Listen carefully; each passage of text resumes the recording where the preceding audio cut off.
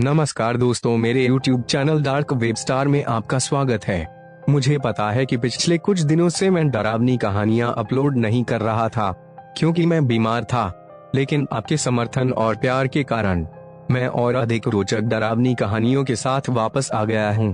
तो चलिए शुरू करते हैं। मौत का एक ऐसा घर जहां बसेरा है रूहों का। अगर कहीं पर मौत, फांसी या फिर बेवजह किसी इंसान का कत्ल हो जाता है तो उस स्थान या घर में भूत प्रेत अपना वास स्थान बना लेते हैं। वैसे तो आत्माएं किसी को दिखाई नहीं देती है, लेकिन फिर भी ये कहीं ना कहीं अपना घर बना ही लेती है। ज्यादातर मामलों में रूहें और आत्माएं हादसों की जगहों या अपनी मौत के कारणों के स्थान पर ही भटकती रहती हैं। ऐसी जगहों पर इन्हें महसूस किया जा सकता है। यह रूहें हमेशा अपने आप को आम दुनिया से अलग रखना चाहती है। जब हम कभी किसी ऐसी जगह पर एकांत में होते हैं तो इन रूहों का आभास हमें होता है। इनकी भी प्रकृति बिल्कुल सांपों से मिलती जुलती है। जब इंसान के सामने कोई सांप अचानक आ जाता है तो वो इंसानों के पैरों के कदमों की आहट के अनुसार चलकर उस जगह से भागना चाहता है, लेकिन एक शब्द जिसे डर कहते हैं उसे इंसानी स्वभाव नहीं छोड़ पाता है और उसके फलस्वरूप वो सांप को दुश्मन मानकर उन्हें छेड़ता है या मांच देता है।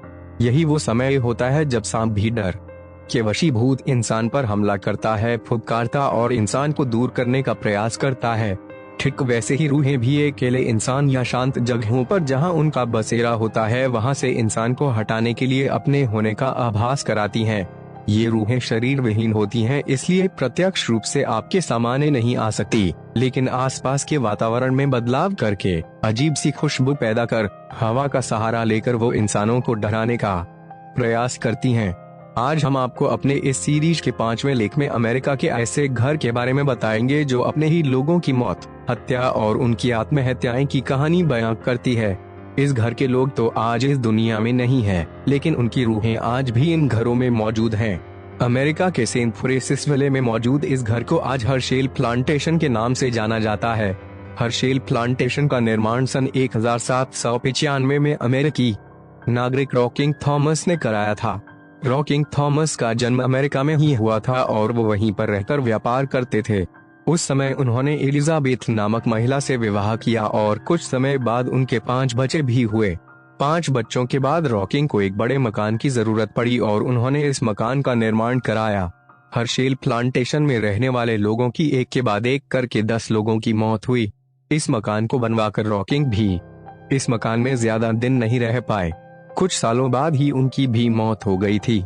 रॉकिंग अपने इस मकान का पूरा आनंद नहीं उठा पाए थे क्योंकि मौत से पहले उन्होंने आर्थिक तंगी के चलते अपना यह मकान एक शिक्षक बायू सुजेल को बेच दिया था। सुजेल रॉकिंग के एक बच्चे क्लार्क वुडरूप को अपने साथ रखकर कानून की पढ़ाई करती थी, जिसने कुछ दिनों बाद अपने शिक्षक की ही बेटी सुजेल मैथिल्डा से शादी कर ली। रॉकिंग थॉमस की मौत के बाद उनकी पत्नी अकेले थी, तो उन्होंने घर में ही बागवानी शुरू कर दी और पौधारोपण का काम करने लगी। हर्शेल प्लांटेशन में मौतों का सिलसिला सुजेल मैथिल्डा की मौत से शुरू हुआ। सुजेल की मौत 21 जुलाई 1823 में पीलिया बीमारी से हुई। उस समय लुसियाना में यह बीमारी अपने चरम पर थी। अभी हर्शेल प्लांटेशन में एक मौत हुई ही थी कि तभी 1824 में सितंबर माह में सुजेल के 3 माह के बेटे जेम्स की मौत भी पीलिया से हो गई। उसके बाद वुडरूप उस घर में और नहीं रहना चाहता था और वो अपनी मां के साथ कहीं चला गया, जहां उसकी मां की भी कुछ दिनों के बाद मौत हो गई। उसके बाद वुडरूप ने इस मकान को स्टर्लिंग नामक परिवार के हाथों बेच दिया। स्टर्लिंग बहुत अच्छा परिवार था। स्टर्लिंग अपने परिवार के साथ इस मकान में आए और इस मकान में उन्होंने कई फेरबदल किया। स्टर्लिंग ने रॉकिंग के इस मकान को और बड़ा और दुगना कर दिया। अपने शौक को पूरा करते करते 17 जुलाई 1854 को स्टर्लिंग की भी मौत हो गई।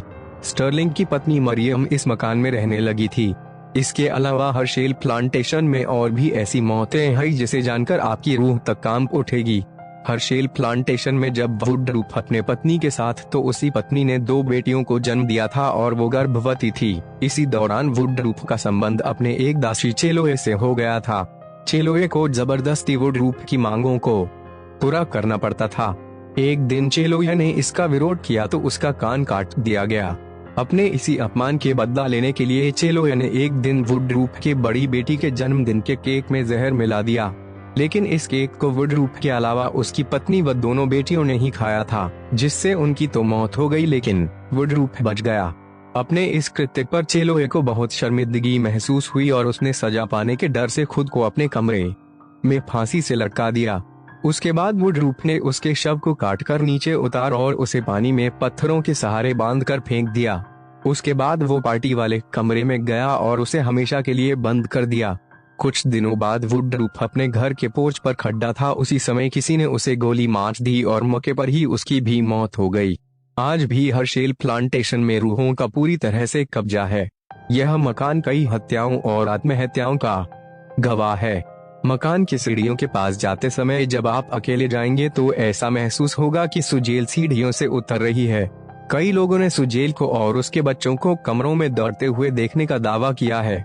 वही हर्शेल प्लांटेशन के बाहर चेलोए के कमरे में आज भी किसी लड़की के सिसकने की आवाजें साफ सुनाई देती हैं।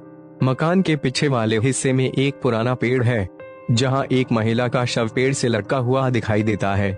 इसके अलावा हर्शेल प्लांटेशन का वो कमरा जहां आखिरी बार पार्टी की गई थी, उस कमरे में आज भी उस केक की महक को महसूस किया जाता है। साथ ही साथ बच्चों की रोने की आवाजें भी कई लोगों को डरा चुकी है।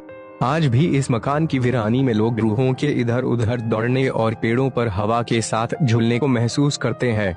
हर्शेल प्लांटेशन के अंदर सुजेल के कमरे के ठीक बगल में एक हॉल है, जहां एक पुराना शीशा लगा हुआ। कई लोगों ने इस बात का दावा किया है कि इस शीशे में कभी कभी एक महिला जो कि सफेद लिबास में है और गर्दन झुकी हुई, आंखों पर काले घेरे और उसका एक हाथ आपकी तरफ इशारा करता है, जैसे कि वो आपको बुला रही है, इस रूप में देखा गया है। वहीं सुजेल के कमरे में एक पुराना पियानो रखा हुआ है, जो कि दिन भर में कई बार अपने आप बजोटता है। तो आज की कहानी कैसे लगी आप सब कमेंट्स में बताएं और हमारे YouTube channel dark web star को सब्सक्राइब करें और बेल आइकॉन ऑल पे करें ताकि हम आपके लिए